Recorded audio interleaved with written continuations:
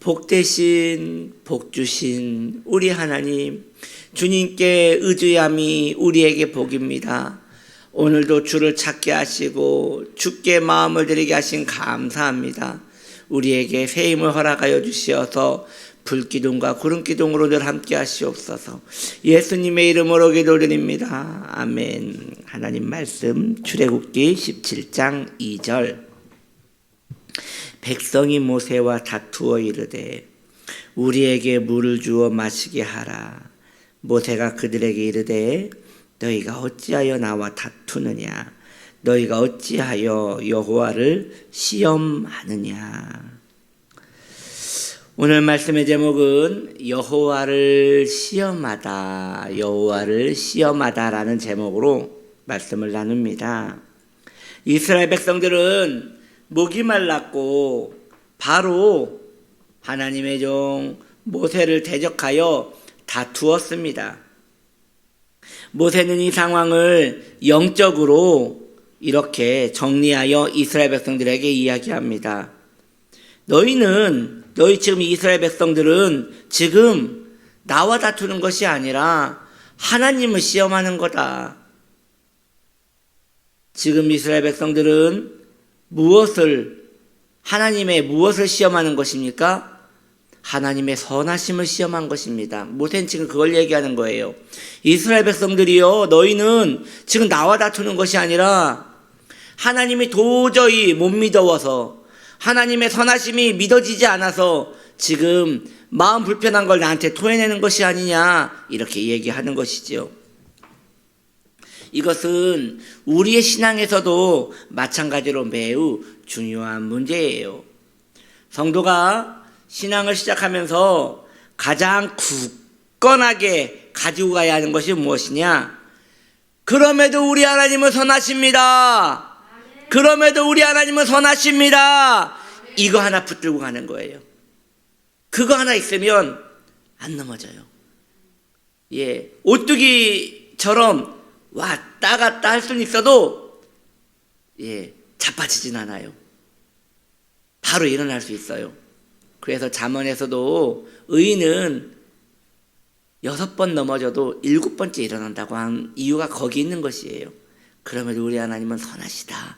이렇게 하나님의 신실함에 대한 그 믿음이 흔들리지 않는 것이죠.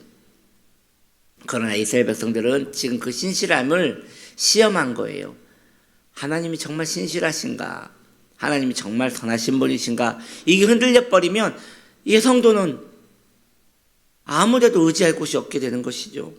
이것이 무너지면 신앙은 그때부터 너풀 백지장처럼 가벼워지는 것입니다. 물론 성도님들이라 하여서 무쇠와 같은 믿음을 가지고 있으면 좋겠지만 어떻게 다들 그런 믿음을 가지겠습니까? 어떻게 그렇게 강한 무쇠와 같이 큰 태산과 같이 그런 믿음을 가질 수 있겠습니까? 때로는 무너지기도 하고 때로는 불신자같이 마음에 열병을 토해내기도 하고 꼭 안 믿는 사람같이 꼭 광기 어린 사람같이 혈기도 부리고 그럴 수 있지요. 그럴 수 있지요. 네, 살다 보면 그럴 수 있습니다. 인간의 연약함이 생각보다 흔합니다. 그런데 말이죠, 그러할지라도 아주 넘어지진 않는 거예요. 왜냐? 성도의 그 가슴 밑바닥의 뿌리에는 그래도 우리 하나님은 날 버리시지 않는다. 우리 하나님은 그래도 날 사랑하신다. 우리 하나님은 선하시다. 이게 아주 굳건하게 자리 잡아서 다시 돌아갈 곳을 찾기 때문인 것이지요. 이런 일들이 있어요. 참, 옛날 어려운 시절에 부모님들이 자녀들을 키웠을 때는 너무 배고파도 자녀들이 그렇게 탈선하는 일이 없었다고 해요. 왜냐하면 너무 가난한데 부모님이, 어머니가 특히 어머니가 본인은 물을 마시며 자녀에게는 누룽지를 줬다 이거죠. 본인은 배가 고파도 배부르다고 웃으면서 자녀들에게 그래도 죽이라도 쏘아서 주었다는 것이죠. 그것을 보고 자랐던 자녀들은 우리 어머니가 날 정말 사랑하는구나. 그럼 그때 그 어머니들이 인자하고 자비로웠습니까? 아니요. 옛날 어머니들은 더 싸나웠죠. 지금 어머니들은 때리지라도 않죠. 옛날 어머니들은 엄청 많이 때렸죠. 많이 때렸죠. 예. 저도 우리 어머니한테 그 장구채랑 북채로 참 많이 맞았습니다. 장구채 들 때는 안 무서워요. 근데 이제 북채가 들면 정신을 바짝 차려야 돼요. 훨씬 두껍고 아프거든요. 옛날 부모님들은 저는 옛날 사람도 아니면서도 그래도 이렇게 많이 맞고 자라는데 저보다 더 기성세대의 부모님들은 진짜 많이 맞고 자라셨단 말이에요. 그런데도 부모님에 대한 믿음, 부모님이 날 사랑하신다는 믿음에 대해서 흔들림이 없었어요. 왜냐하면 그 고통스러울 때 본인보다 자녀를 더 생각하는 그 부모의 마음을 알기 때문에 그 부모가 막 쌍욕을 하면서 막 나가 죽으라고 하고 하여 입에 담을 수 없는 못된 욕을 다 해도 자녀가 우리 어머니가 오늘 속이 시끄럽구나 하고 그냥 넘어갔지, 그것 때문에 마음에 큰 상처를 받고 이런 일은 없었단 말이에요. 이후에 나중에 더 효도를 더 잘하고 내가 저 어머니 잘 섬겨야지 이런 생각을 하면 했지, 형편이 안 돼서 못한 거지 했으면 다 그렇게 섬겼단 말이죠. 근데요, 요즘은 얼마나 풍요하고 부유합니까? 물론 풍요와 부유는 상대적이라 하지만 정말 옛날에 비한다면 얼마나 지금은 배부른 시대입니까?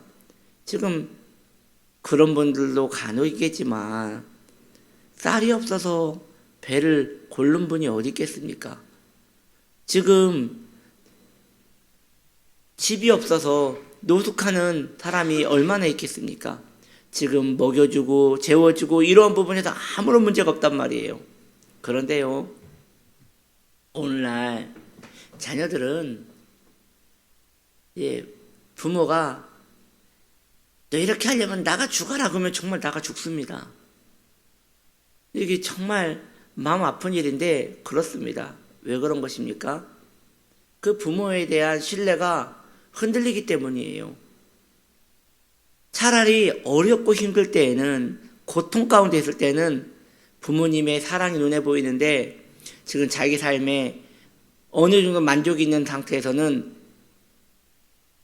자기보다 더 잘 사는 사람이 보이고 자기보다 더 부유한 사람이 보여서 상대적으로 자기가 초라하게 보이기 때문에 사랑을 못 받고 있다고 생각하는 거예요. 그때부터 부모의 사랑이 흔들리고 의심하게 되는 것이죠. 그러한 자녀들은 정말 부욕 가운데 평안 가운데 살고 있어도 그 사랑이 흔들리고 이후에 오히려 부모님을 대적하고 부모님에 대한 미움을 가진다니 참으로 안타깝고 서글프고 분한 일이 아닌가 싶습니다. 이것은 성도의 삶에도 마찬가지입니다. 성도가 정말 깊은 고난 가운데 하나님을 만나면요, 하나님에 대한 사랑을 흔들림이 없습니다. 하나님에 대한 신실함과 그 떠나지 않으심을 의심하지 않습니다. 그런데 먹고 사는데 문제가 없고 삶에 평안함이 있을 때, 그때 아주 작은 고난만 와도 그 성도는 하나님에게 눈을 지켜들고 마음의 상함을 토로한다는 것이죠. 꼭 모든 것을 잃은 것 마냥 말이죠. 이제 하나님이 곁에 있고 없고는 중요하지 않은 거예요. 내 삶의 평안이, 내 삶에 지금 이 편안함이 깨졌다는 게 곧 하나님이 없는 것보다 더 심각한 문제이기 때문에 하나님의 있고 없고는 그다지 중요한 문제가 아니더라는 것이죠. 우리 믿음의 성도들은 우리가 알다시피 정말 많은 순교자가 있었습니다. 특히 로마의 박해 때, 이 네로 황제 때는 말이죠, 이 네로 황제가 저녁에 궁전에 그 수많은 불을, 성도의 몸을 태워서 불을 밝혔다니 얼마나 수많은 그리스도인들이 하찮게 목숨을 잃었는지 우리는 알 수 있는 것입니다. 위대한 사람, 그 폴리캅이라는 분이 있어요, 여러분. 폴리캅, 이름이 참 멋있죠. 할아버지예요. 이 폴리캅은요, 왜 유명하냐면 사도 요한께서 그 폴리캅의 젊은 시절에 그 설교권을 맡겼다고 해요. 그러니까 거의 제자와 같은 격이라고 할 수 있는 분이신데, 그분이 나이가 80쯤 되었을 때 이제 로마가 폴리캅을 잡아갑니다. 그리고 폴리캅을 화형을 시키기 전에 이 로마 군인이 폴리캅의 그 자비로움과 그 자애로운 그 얼굴과 그 마음씨를 보고 죽이기가 슬펐던 거예요. 그래서 할아버지, 한 말씀만 저를 따라하시면 제가 상부에게 이야기해서 바로 도와드릴게요. 두말할 것도 없어요. 한마디만 하세요. 가이사는 신이다. 그 한마디만 하십시오. 여러분, 가이사는 그 로마의 왕을 말하는 거거든요. 가이사는 신이다. 그 한마디만 하면 바로 풀어드리겠습니다. 그런데 폴리캅은 이렇게 말했다고 합니다. 내 하나님은 80년간 나한테 늘 선하셨는데 내가 이제 와서 그분을 버리겠습니까? 하고 그냥 화형을 당했다고 합니다. 불 속에 본인이 그저 들어가서 거기에서 묵묵히 소리 하나 지르지 않고 죽임을 당했다고 합니다. 하나님은 성도에게 너무나 신실하신 분이십니다. 이 폴리캅의 하나님이 바로 저와 여러분의 하나님이 아닙니까?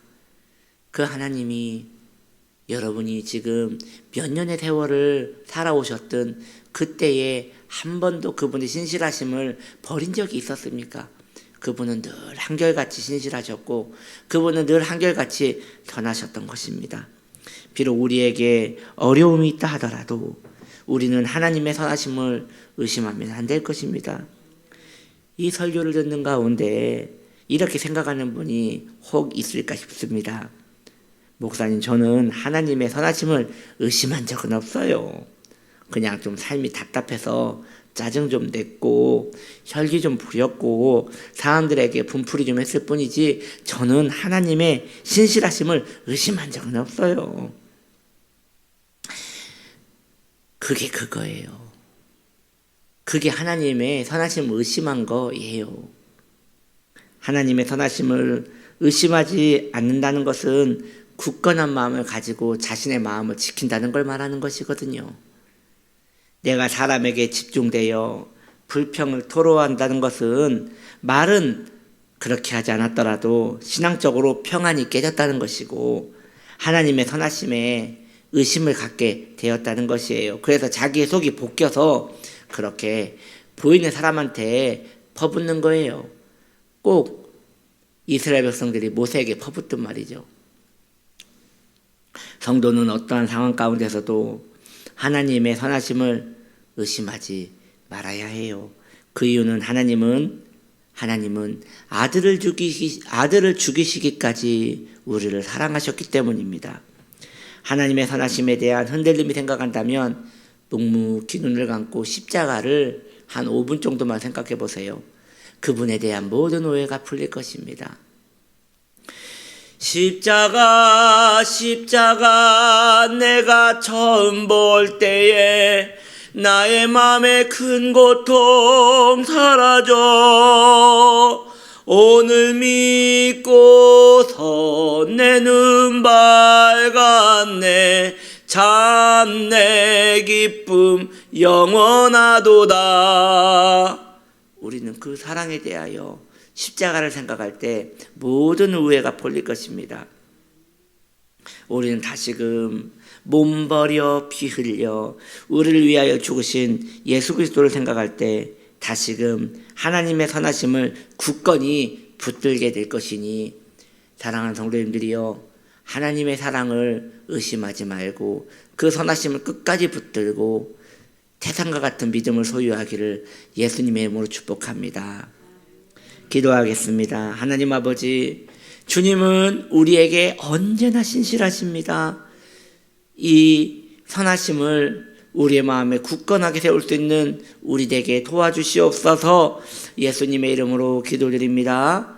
아멘.